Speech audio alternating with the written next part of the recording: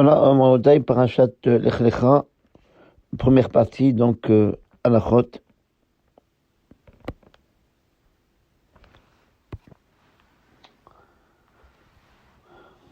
Un Kohen qui se trouve en plein milieu de l'Amida, à voix basse, et l'officiant est arrivé à Birkat Retze, la bracha de Retze, voilà.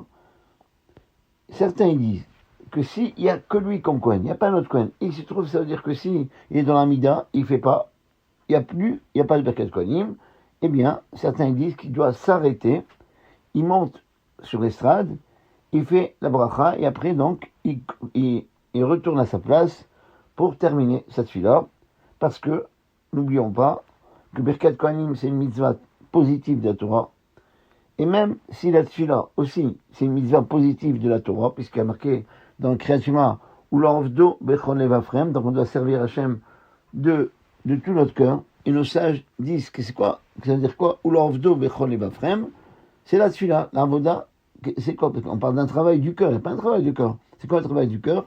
C'est la tfila. Et de là on apprend de cette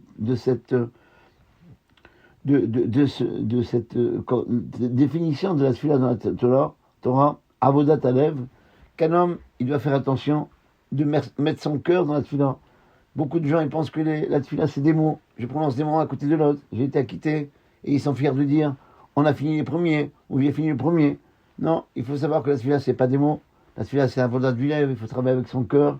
Il faut penser à chaque mot qu'on prononce. Et que beaucoup de nos maîtres disent, tfila belo kavana, quelqu'un qui prie, mais sans ferveur, sans concentration, qui gouffre, c'est comme si on avait un corps, son échama. Faire attention, surtout pendant cette période, de prier avec kavana, penser à chaque mot qu'on dit, c'est comme ça qu'on définit la tfila dans le Kriyat Shema, ou l'orvdo bechol evafrem, ça s'appelle avodat alev, le service du cœur. Voilà, donc, Birkat Kohanim, c'est une mitzvah de la Torah. Mais même si on peut dire que la tfila, l'amida, c'est aussi une mitzvah de la Torah, mais de toute façon, il n'y a pas de zman. Dans la Torah, c'est pas marqué qu'il faut prier le matin, l'après-midi ou le soir. Et aussi pareil, que le texte qu'on doit lire n'est pas de la Torah. Le shiur, la mesure des tfilotes, c'est pas de la Torah. Et en plus, le fait de s'interrompre dans la tfila pour faire autre chose n'est pas aussi de la Torah. C'est seulement midrabanan que c'est interdit. C'est pourquoi c'est sûr que la mitzvah assez de la Torah, la mitzvah positive de la Torah de bénir les bénis Israël, c'est marqué clairement dans la Torah, côté va de bénis Israël, ainsi vous bénirez les bénis Israël, va venir et repousser l'interdiction de s'interrompre, et donc, d'après cet avis-là, Posek, il doit s'arrêter et faire la bénédiction, faire le Kohanim, et il se déplace jusqu'à l'estrade. Et d'autres disent que non, qu'il n'a pas à s'arrêter en pleine Amida pour cette mitzvah-là. Et même dans le cas où il n'y a pas un autre Kohen, il y a plus forte raison s'il y a d'autres Kohanim, mais il doit continuer cette fila normalement, parce qu'il est dans une mitzvah. Certains disent que quand on est dans une mitzvah, quelqu'un qui a une mitzvah, eh bien, quand on est dans une mitzvah, eh bien, cette mitzvah qu'il est, il doit la faire bien. On n'est pas, comme disait le Rav Naoré, il disait, on n'est pas des grossistes de mitzvot, on est des détaillants. Le grossiste, c'est quand il achète une marchandise, il achète tout. La bonne marchandise comme la mauvaise. Non, c'est pas ça qu'on veut. On est des détaillants. Détaillants, on achète pièce par pièce. Ça veut dire que quand on est dans une mitzvah, il faut la faire. On sait qu'il y a une mitzvah, celui qui est occupé dans une mitzvah, il n'est pas tout et dispensé d'une autre mitzvah. Donc c'est pour ça que certains disent que s'il est dans la mitzvah, c'est pas le chazan, eh bien c'est pas dans la chazara, il n'a pas à s'arrêter pour faire cette mitzvah-là. Et même dans le cas où il n'y a pas de Kohen, il y a de fortes raisons, s'il y a d'autres Kohen qui n'ont pas le droit, puisque nous, on permet, même le Chazan, on lui permet le Chazan, c'est-à-dire officiant, on lui permet de monter, de faire Birkat Kohanim, seulement dans le cas où il n'y a personne, il n'y a pas d'autre Kohen, mais pas un particulier qui se trouve dans la Mida, et donc il doit continuer cette fila. Et c'est cet avis qu'on retient d'après la halakha, que si on ne parle pas du Chazan, on parle de quelqu'un, on ne parle pas d'officiant, on parle de quelqu'un qui est en plein Amida et qu'il n'y a que lui comme Kohen, eh bien, il ne fera pas Birkat Kohanim. Mais, si le Kohen, il prie à voix basse, avec la Chazara, du Shaliach Sibour, de l'officiant, en même temps que lui, depuis le début jusqu'à la fin. Et c'est comme ça, mon rêve qu'il faut faire. Quand quelqu'un il arrive en retard, voilà. Donc il faut savoir toujours, vous rappelez toujours, il y a beaucoup de gens qui ne savent pas. J'ai prié à la synagogue, j'ai prié avec Minyan. Non, tu as prié avec Minyan seulement dans le cas où tu as fait une Hamida avec la communauté. Mais si tu n'as pas fait une Hamida avec la communauté, même si tu es venu très tôt et tu as fait tout, mais voilà, mais tu n'as pas fait l'Hamida avec toute la communauté, c'est pas considéré comme la prière avec Minyan. La prière avec Minyan, encore une fois, j'insiste, c'est seulement dans l'Hamida. Voilà, c'est pour ça que des fois, on voit des gens qui ne connaissent pas cette halakha, qu'ils veulent bien faire El Melech Yoshev al Kisei Rahamim, ou bien tout le reste de la tefila. Alors qu'est-ce qu'ils font? Ils vont plus vite, ils font la Hamida tout seuls pour avancer. Ils pensent, voilà, j'ai assisté. C'est pas assister, c'est la Hamida. Si quelqu'un, il fait tout la tefila, il fait les slichot, il fait tout, il vient, il fait les bakashot, il fait tout. Mais la Hamida, il a fait sans le minyan, il n'a pas fait avec tout le monde. C'est pas considéré comme une tefila, comme s'il a pris, il a écouté les Kaddish, il a gagné d'autres mitzvahs, il a écouté Baruch. C'est pas rien. Voilà. Quelqu'un qui ne répond pas Baruch dans la journée, eh bien, sa neshama n'est pas entière. Rien que pour Baruch, ça vaut que les gens ils vont dire alors, si j'ai raté la tefila avec minyan, alors je vais pas. Non, il y a d'autres mitzvot. Il y a les Kaddish, il y a les Amenim, etc., qu'on doit faire. Voilà. Donc il va pour ça. Mais c'est pas considéré comme prier avec minyan. Deuxième, ça veut dire pour prier avec minyan, deux choses.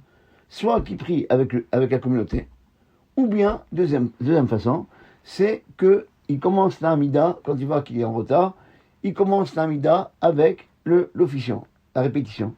Mais attention, dans ce cas-là, pour être considéré comme Tfila Béminienne, ça ne suffit pas comme ils font certaines personnes. Ils font avec le Chazan, avec l'officiant, l'Amida jusqu'à après la Kedusha, après ils avancent comme ils veulent. Non, ça n'est pas considéré comme avec Minyan. Il faut qu'il termine chaque bénédiction avec l'officiant. Ça veut dire que quand l'officiant il est Baruch Ata Hashem Magen Avraham, il prononce avec lui la bracha. Okay. Quand il a Mechaïmetim, il dit Baruch Ata Hashem Mechaïmetim.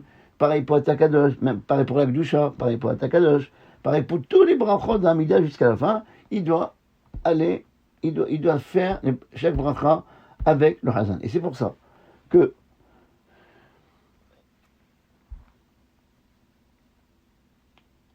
si le Kohen, il prie à voix basse, avec la Chazara du Shaliach Sibo, parce qu'il a raté, il a raté de quelques minutes ta tefila. Alors on lui dit, voilà, tiens, pour être considéré comme tu fais Minyan, tu pries avec le Chazan. Mais il prie avec lui en même temps, depuis le début jusqu'à la fin. Comme on a dit, c'est comme ça qu'on considère la tefila avec Minyan. Quand il arrive à la bracha de Retsé, et bien à ce moment-là, il se déplace un peu, puisque, rappelez-vous, pour Birkat Kohanim, pour les Kohanim, il faut deux exigences. Il ne faut pas qu'il monte seulement de Birkat Kohanim. Même si quelqu'un, par exemple, il s'est lavé les mains, il se trouve dans des communautés qui sont mitkavenim, c'est des mekoubanim. L'amida, il reste 2 heures, et lui, c'est un gerbien très rapide. Il a fini vite sa amida. Il dit, pourquoi je vais attendre quand je vais rater des mots d'un Hazara? Alors je vais me laver les mains entre l'amida et la Hazara. D'accord? Mais même dans ce cas-là, il doit se déplacer. Il y a 2 exigences pour le Birkat Kohanim. Il faut se déplacer pour monter sur le Dukhan, sur l'estrade, ou bien en face du Shaliach Sibo, s'il n'y a pas de Dukhan, s'il n'y a pas d'estrade. Voilà, donc c'est comme ça qu'on fait Birkat Kohanim. Donc ce Kohen-là, qui se trouve dans la Hamida, alors même s'il se trouve dans la Hamida, pour faire Birkat Kohanim, s'il n'y a que lui comme Kohen, il se trouve dans la Hamida, et il prie avec le Hazan, donc je répète, donc il se déplace un peu dans sa Hamida, à partir de Retsé, et lorsqu'il arrive à la fin de la bracha de Modim, ça veut dire quand il dit Atov Shimcha Ulchanaï Leodot, il montera sur l'estrade, il fera Birkat Kohanim, et après, il retournera à sa place et il termine sa tefila. Voilà. Donc dans ce cas-là, c'est permis à des cas où c'est permis de se déplacer. Il faut savoir, c'est pas toujours interdit de se déplacer. Si quelqu'un, par exemple, il y a une personne qui doit arriver chez lui, elle arrive, il n'a pas prévu qu'elle allait venir aussitôt, il se trouve dans la mida, et on toque à la porte, et il est dérangé. Comment je vais faire? Mais par exemple, c'est une dame qui lui ramène les enfants, et lui il se trouve dans la mida à la maison, et on tape à la porte. Voilà. Et il est dérangé. Alors, comme on l'a dit tout à l'heure, le plus important dans la mida, c'est la kavala, la concentration. Alors, il n'est pas concentré là. Alors, dans ce cas-là, on lui permet, dans ce cas-là, d'aller jusqu'à la porte, sans parler, ouvrir la porte, et après revenir à sa place. Ou pareil, dans le cas où le téléphone Israël, lui est dérangé parce qu'il ne supporte pas, il y a des gens qui ne supportent pas. Même dans le schéma Israël, le téléphone Israël, il veut répondre. J'ai vu pire, moi. J'ai vu quelqu'un que Birkat Kohanim, c'est un Kohan, il a fait le téléphone dans sa poche, il a sonné, il a pris le téléphone pour répondre. Voilà. Il ne savait pas comment faire avec ses mains. Voilà. Il voulait répondre. Voilà. Donc, mais d'après la halakha, si ça nous dérange dans la Hamida, et le téléphone il s'en s'arrête, on se déplace pour décrocher le téléphone, on ne parle pas, voilà, pour ne pas que la sonnerie nous dérange. N'oubliez pas que la kavana, la concentration, c'est la priorité dans la tfila, dans la mida.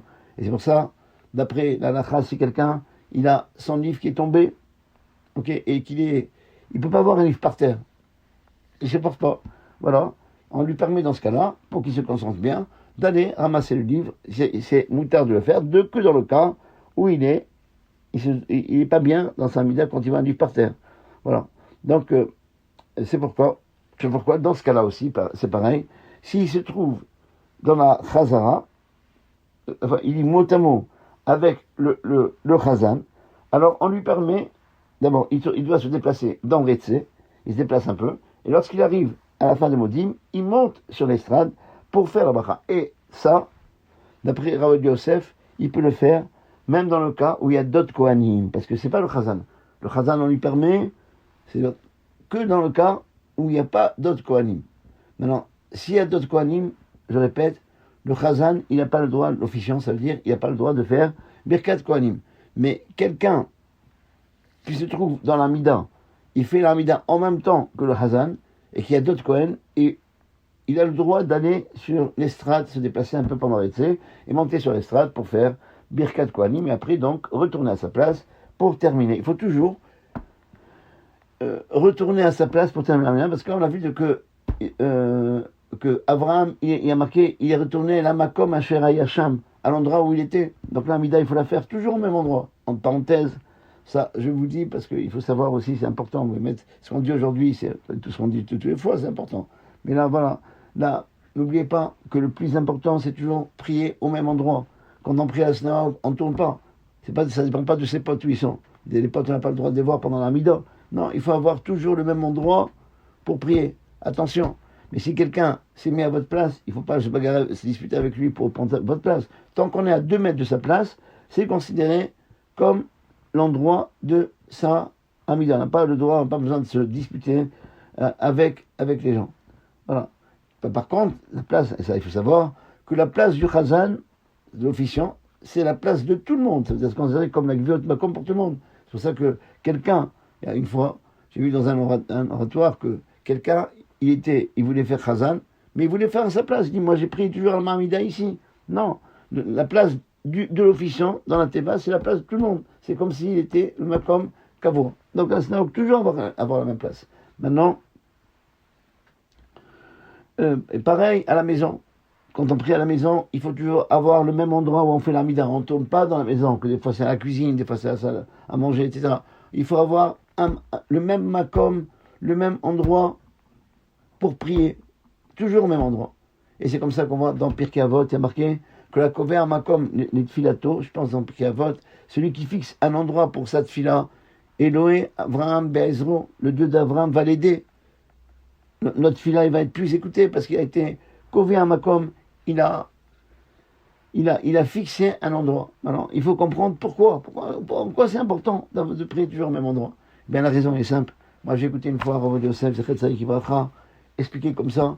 Il dit parce que n'oubliez pas que depuis le Hurban Bet Hamikdash, depuis la destruction du Bet Hamikdash, il y a une muraille entre nous et Akadosh Baruch Hu. Une muraille. Hamad Barzel.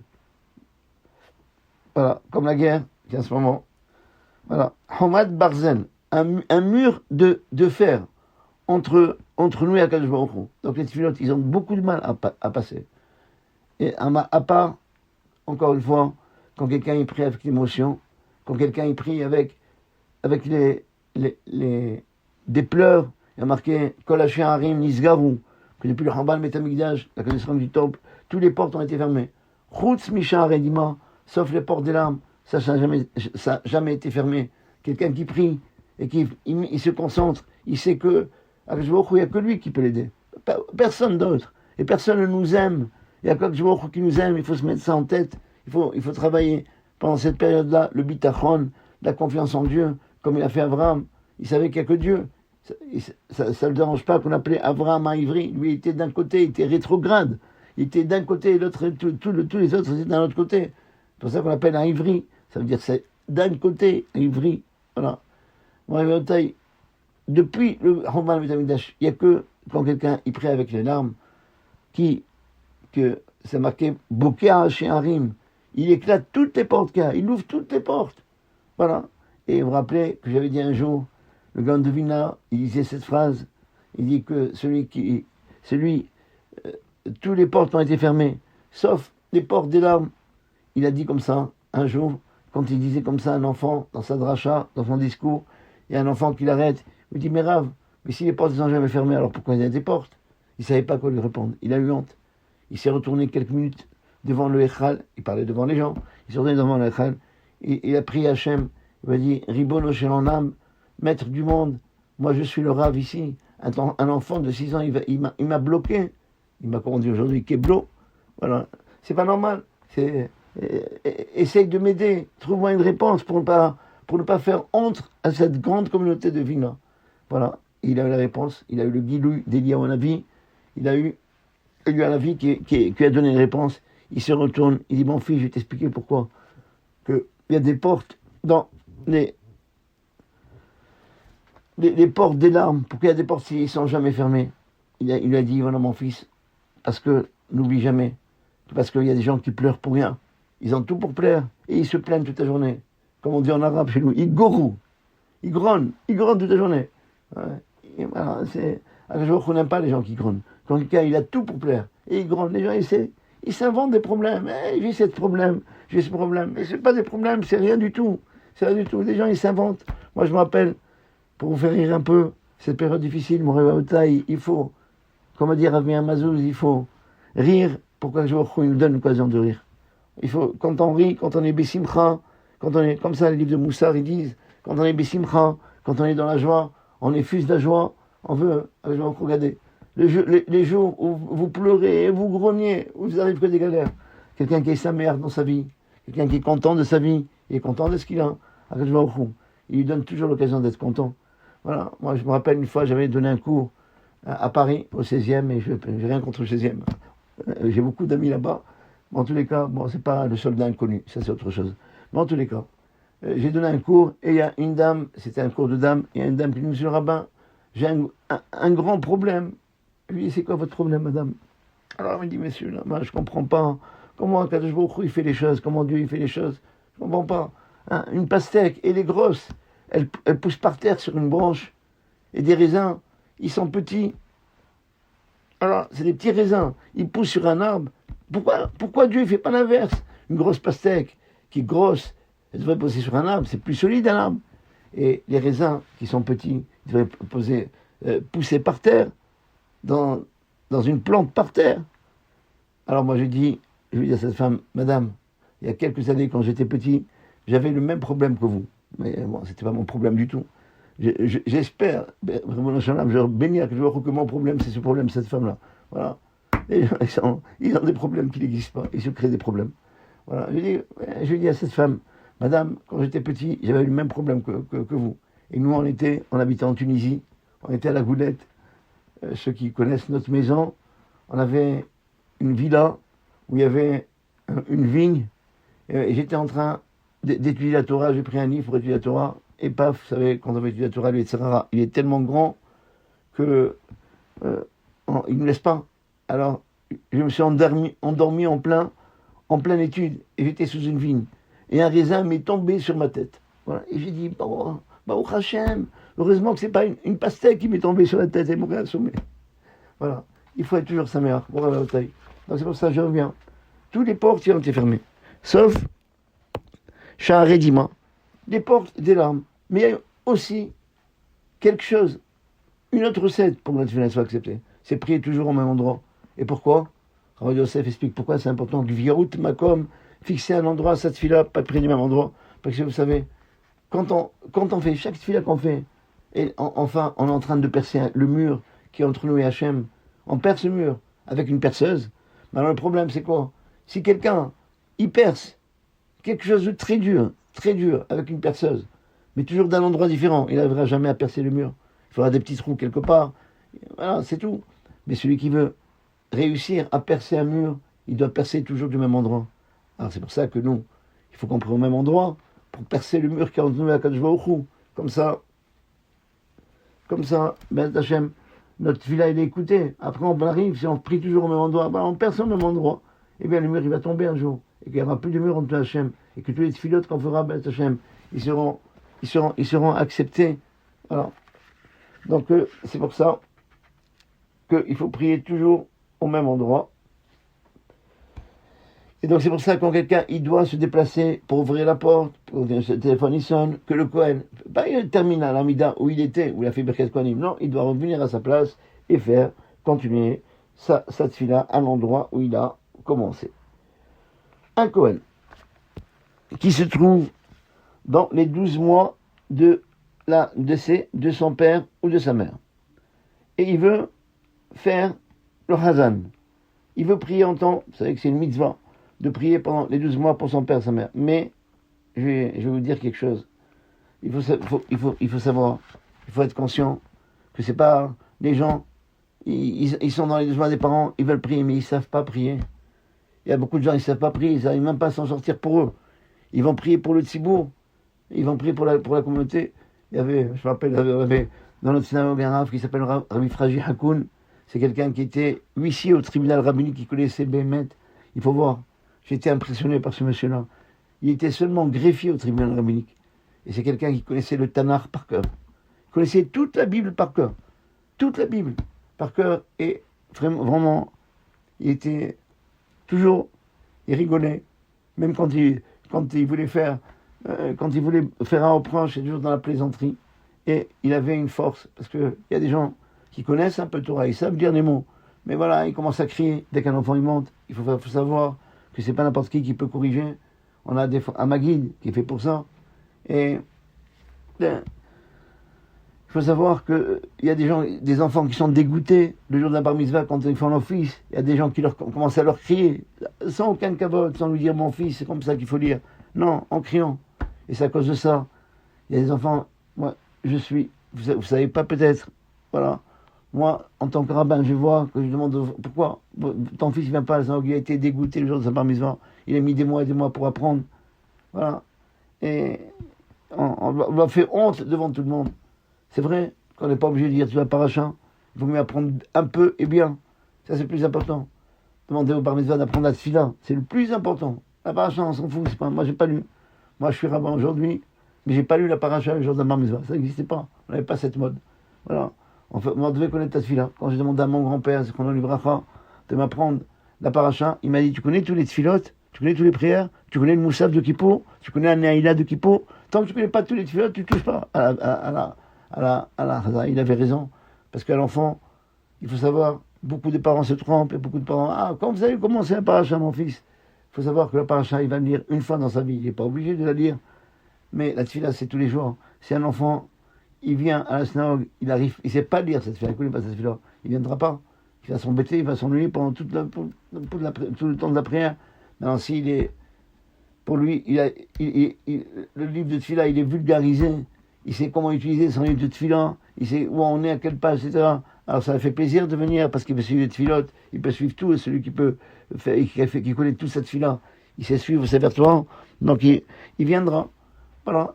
Et voilà. Et lui, il corrigeait les enfants de bar mitzvah. Il corrigeait les adultes. Mais avec kavod, je me rappelle, moi j'ai commencé dans un oratoire à Sarcelles, à lire la paracha, et je faisais des fautes. Tout le monde criait. Il criait. Mais lui, jamais il a crié. À la fin, il me dit, mon fils, viens accéder moi. Rappelle-toi, tu avais telle faute, telle faute, telle faute, telle faute. Il retenait toutes les fautes par cœur. C'était même être un ordinateur. Un monsieur d'une simplicité la plus grande. On lui demandait de nous expliquer. Il expliquait. Et je me rappelle une fois, il y avait Rav Yosef qui est venu dans notre communauté et il a assisté. Il a vu que cet homme-là, il était assis au fond de la salle et il corrigeait les enfants. Il m'a dit, mais c'est qui ce monsieur-là? C'est qui? C'est qui? Je lui ai dit, ça, c'était le greffier du tribunal rabbinique de Tunis. Il m'a dit, alors si le greffier du tribunal rabbinique, il est comme ça, c'est qui le rabbin? C'est qui le grand rabbin? Pour vous dire. Voilà.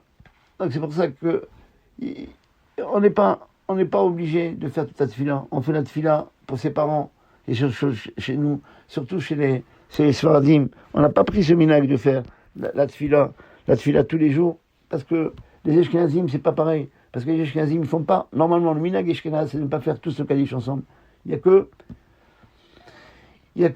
chacun, il a un tour de rôle. Qui doit faire le Kaddish? Ils ont tous des cheshbonot, tous des comptes. Qui doit faire le Kaddish? Quelqu'un a perdu son père, a perdu sa mère, etc. Comment on fait, etc. Donc, nous, on fait le Kaddish. Donc, on fait tout ce Kaddish ensemble. Donc, il n'y a pas de problème. Mais eux, ils veulent faire le Hazan. Et chez nous, il y a beaucoup de gens qui nous ont tourné la tête. Ils demandent aux gens de faire la tefila. Ils ne savent même pas lire. Ils ne savent même pas lire.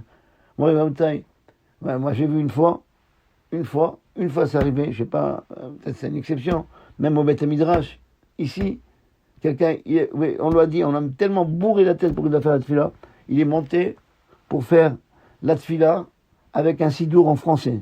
Il savait même pas lire l'hébreu. Ouais. Et il y avait un moment, un verset qui dit mi yechie ou mi yamut. Et j'ai compris qu'il disait en français. Pourquoi? Au lieu de dire mi yechie, il dit mi yechie.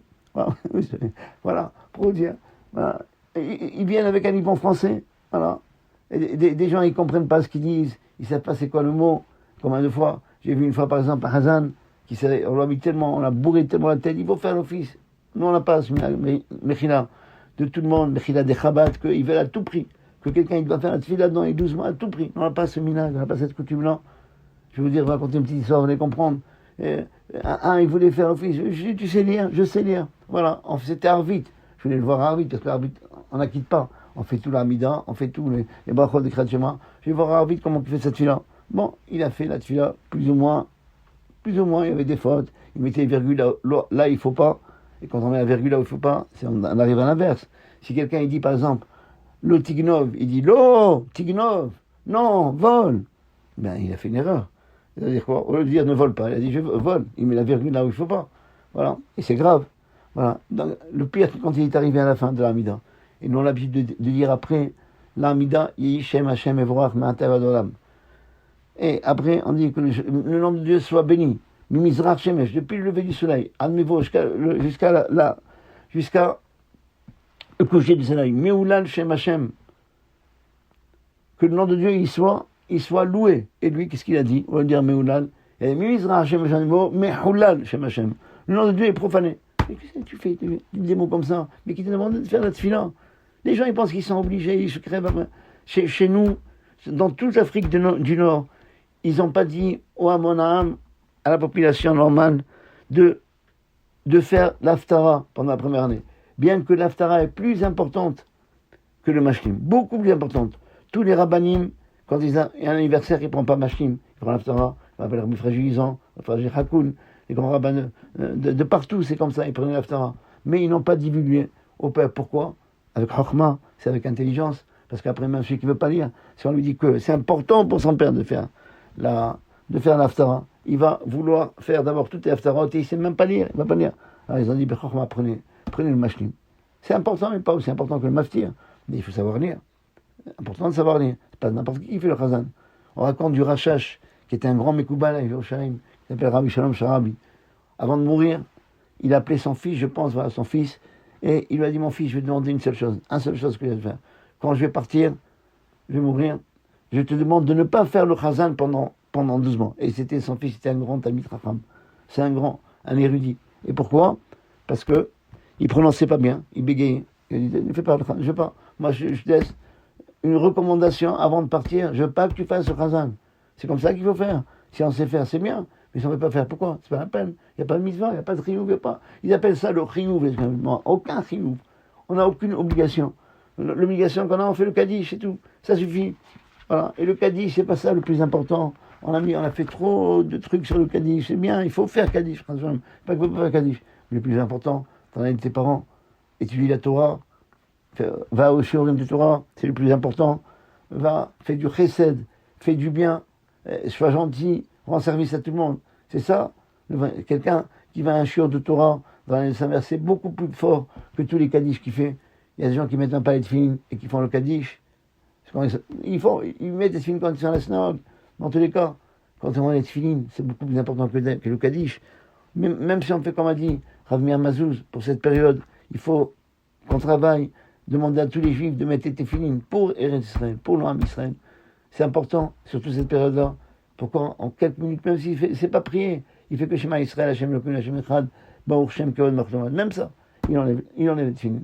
Eh bien, il a fait en quelques minutes 8 mitzvot de la Torah, parce que c'est 4 fois marqué la mitzvah de tefilin du bras, 4 fois c'est marqué la mitzvah du tefilin de la tête. Donc, pourquoi 4 fois? Pourquoi on répète la Torah? C'est pour dire que celui qui met les tefilin du bras, il fait 4 mitzvot, celui qui met les tefilin de la tête, il fait aussi 4 mitzvot. Donc, en quelques minutes, il a 8 mitzvot pour tout le clan d'Israël, pour lui, pour toute sa famille. Et voilà, c'est le plus important. Le Kaddish, c'est important, mais pas aussi important que ça. Voilà, donc je ne vais pas révolutionner la du Shalom. Mais je vous dis, les gens, ils ne savent pas c'est quoi l'importance des choses. Voilà. Alors c'est pour ça, si quelqu'un il se trouve je reviens à la fin, quelqu'un qui se trouve dans les 12 mois de la perte de ses parents, de son père ou de sa mère, et qui veut faire le chazan, il veut, parce qu'il sait, s'il y a d'autres kohanim, alors il a le droit de faire le chazan, puisque quand on a dit quand il n'y a que lui comme chazan, eh bien, il s'arrête, il fait Birkat Kohanim, donc il ne va pas rater une mitzvah. Par contre, quand il y a d'autres Kohanim, c'est là le problème. Que notre minhag à nous, c'est que le Hazan, l'officiant, il ne fait pas Birkat Kohanim. On lui permet de faire Birkat Kohanim que s'il pas comme je vois des gens dans la Teva, ils font Birkat Kohanim comme ça. Non, ils ne font pas. S'il y a d'autres Kohanim, ils ne font pas. C'est comme ça, là, la Khalet est tranchée. Comme ça, je prends la repris la tranchée. Quand il y a d'autres Kohanim, ils ne font pas Birkat Kohanim. Il n'y a que les autres qui font, et lui, il ne fait pas comme on a dit la dernière fois. Il a dit, quand le Hazan, il dit Kohanim, il pense à tout le monde sauf lui. Donc il n'a pas à être transgressé la mitzvah. Donc, dans un endroit où il y a d'autres Kohanim, que notre minak, c'est que le Hazan, l'officiant, ne fait pas Birkat Kohanim, certains ils disent qu'il n'a pas le droit de faire le Hazan le matin, si un seul Kohen toujours, parce que chaque fois il va faire Birkat Kohanim. Tout à l'heure on a dit que Birkat Kohanim c'est de la Torah. C'est plus important de faire Birkat Kohanim à la mémoire de ses parents que faire l'officiant. Et certains, ils ont l'habitude de dire que non, ils veulent faire l'office, et surtout dans le cas où c'est pas toujours, c'est occasionnel. Il fait mais des fois ça arrive. Si c'est tout le temps qu'il n'y a pas de Kohanim, alors il vaut mieux ne pas faire le Hazan. Non, pardon. S'il y a toujours des Kohanim, donc lui, s'il fait le Hazan, il ne peut pas faire Birkat Kohanim, à ce moment-là, si c'est tout le temps comme ça, alors il fait pas Shachrit. Il fait pas.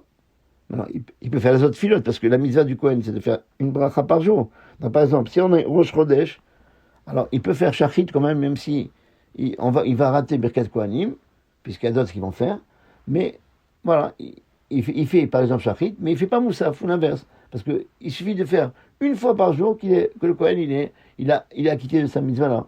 Voilà. Mais par contre, si c'est toujours comme ça, il y a toujours d'autres Kohanim, alors il vaut mieux qu'il ne fasse pas l'office de Shachrit, il fera Mincha et Arvit, mais quand il y a Birkat Kohanim, il vaut mieux. Alors c'est pareil, si c'est un jour de jeûne, on a Birkat Kohanim l'après-midi, il peut faire l'après-midi. Pourquoi ou le matin, comme il veut, mais il faut laisser toujours une fila où il peut faire Birkat Kohanim. Voilà, ça c'est pour le cours de Halacha. Shabbat Shalom.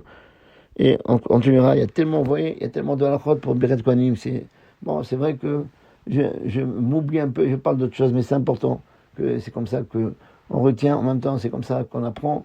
C'est quand on parle aussi d'autres sujets. Je vous dis un petit marché, on a dit à Rabbi Moshe Feinstein, qu'est-ce que vous pensez de l'ordinateur? Alors, il a répondu, c'est très bien, mais à mon époque, s'il y avait l'ordinateur, j'aurais pas connu autant de Torah que j'ai connu. Et on dit pourquoi? Mais parce que moi, je cherchais une question et je tombais sur d'autres questions et je voyais la réponse. Donc ça m'a enrichi. Je savais quand il y a un problème comme ça, la question elle se trouve dans tel livre. Mais quelqu'un qui appuie sur un bouton, il pose la question, il a sa réponse, eh bien, il va pas s'enrichir avec d'autres sujets. Il connaîtra que le sujet qu'il veut voir.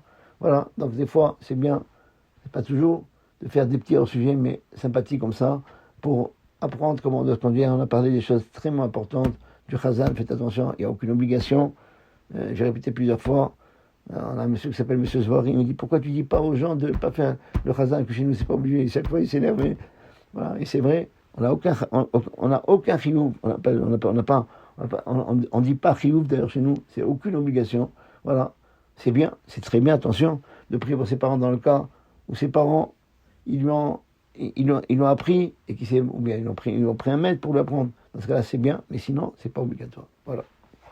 Shabbat shalom.